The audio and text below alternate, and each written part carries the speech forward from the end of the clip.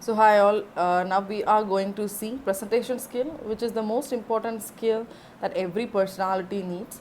So there are some areas we need to cover through this skill. So first thing is nothing but presentation challenges, to overcome those challenges, and scheduling and structuring, how to plan and structure a presentation, presenting with confidence and dealing with nerves, to know each and every pulses and dealing with it. These are the three areas we need to cover before you come across this presentation skill. So first thing is presentation challenges. So what are the challenges you need to overcome while presenting? Right. The second thing is how to plan and structure a presentation before going to it, and while doing a presentation, what are the plans we need to do, what are the schedules we have to do, and what are the structures we have to do while presenting and before going for a presentation also. And the third one is presenting with confidence and dealing with nerves. You know the pulse of each and everything while presenting. You know the pulse of the audience. You know each and every nook and corner of your presentation, the knowledge what you are presenting, the subject knowledge, the project knowledge should be there. So if suppose you are taking a concept, and the question may be arised from any part of the concept, so you should be clear and confident with your particular subject. Let us see elaborately with these areas of presentation skill.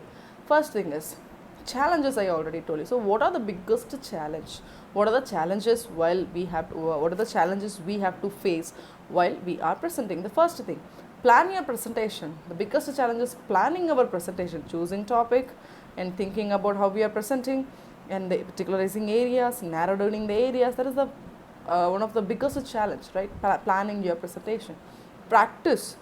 What we have to do while practicing? We have to video ourselves before practicing, and then we have to see the time where and all we are doing mistakes and fillers and non-lexical fillers. All these things we have to correct while doing the next video.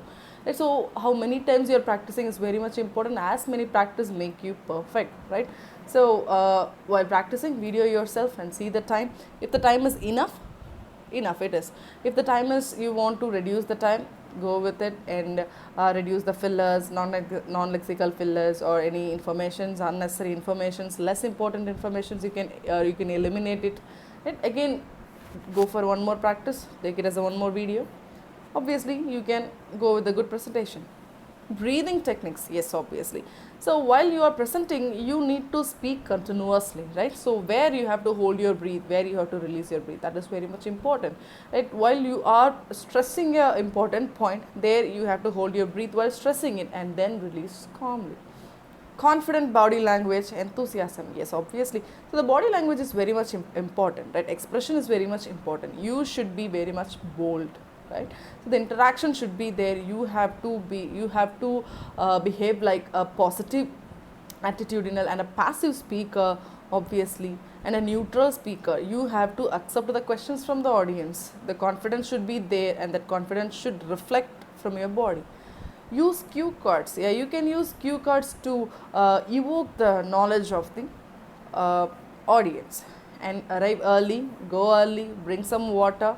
While you can have, use visual aids. Obviously you are presenting, use some PPTs, use some visual aids, handouts. Prepare points for discussion. So at the end of the presentation, you need to interact with the audience, right? So prepare some points, some interesting points for discussion. So all these challenges you need to overcome before going to a presentation and while doing a presentation. The next thing is structuring and planning. So these are the questions you have to consider before structuring and planning for a presentation. The first thing while presenting yourself, while thinking about the presentation itself, the first thing comes to our mind is our audience. Who are your audience? First thing you have to see. So you have to come down if your audience is in a low position, you have to go high if your audience in a higher position. So your presentation is up to the audience. What is the purpose of your presentation? Yes, main concept, main purpose you have to decide. What is the main message you want them to take away? So what is the main message you want the audience to take from your presentation? These three should be considered. Plan for these three answers. Plan answers for these three questions. Who are your audience? Decide your audience, analyze your audience, and then what is the purpose? So what is your purpose of presentation? Why you have presenting? And what is the main message you want them to take away? end. So if suppose it is a 15-minute presentation, this is the time scheduling. Introduction should be 1.5 minutes, main body should be 8 minutes, section 1 3, section 2 3, and section 3 2. You can divide this as 3 sections, and a task conclusion 1.5 minutes, as it is like introductory, and question, which means interaction session, you can give it for 3 to 5 minutes. For a 15 minutes presentation, this is the proper time schedule. The presentation journey. First thing, while going for presentation, while you are starting a presentation, obviously you will start with introduction, right? And later, while going through it, first thing you have to do is tell your audience your destination. So what is your purpose? What is the destination? Why you are doing this presentation? What is the thing you want to achieve? What is your destination? You want to tell your audience about your destination. Outline the roadmap. So what are the ways you are using here to reach the destination, which means to achieve the thing, how you schedule, in what are the ways you are going to deliver the presentation, that you can tell to the audience. Give your time frame. So this is how for 15 minutes I'm going to tell this. Next 15 minutes I'm going to let you people to make something like that. You can tell a time frame to make them enthusiastic and to make them ready. Tell them when you ask questions. So what is the time when you ask questions? You can tell them on the area where you are going to stress more. You can tell them also. So while you're presenting, first tell your audience what is the purpose, what is your destination, and in what way you are going to present, and time frame, and at last when you are going to ask questions. So all these things you can present to the audience while you're starting your presentation itself. Next thing, presenting academically. Present your argument and provide evidences. While presenting academically is nothing but perfect. For a perfect official presentation needs all these things. Present your argument and provide evidences. Yeah, while you are stating a point, stating a data, stating a statistics or anything, provide proof, provide an evidence. Refers quotes, ideas, data, images. Yes, you can provide data and images and ideas, anything in a presentation. Include bibliography as your last slide. Yes, where and all you have collected the data to present your idea, you should add that as a last slide as a bibliography. Include references on all handouts. So what are the handouts you are providing to them, and citations, quotes, you can refer from where you have taken that. Be critical when selecting your material, obviously. So while selecting your materials for providing to the audience, be critical, be confident.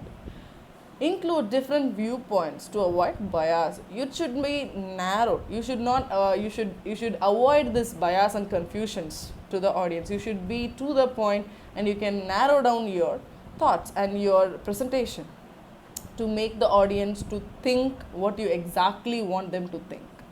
Use appropriate language to it, appropriate academic language. The target language should be there.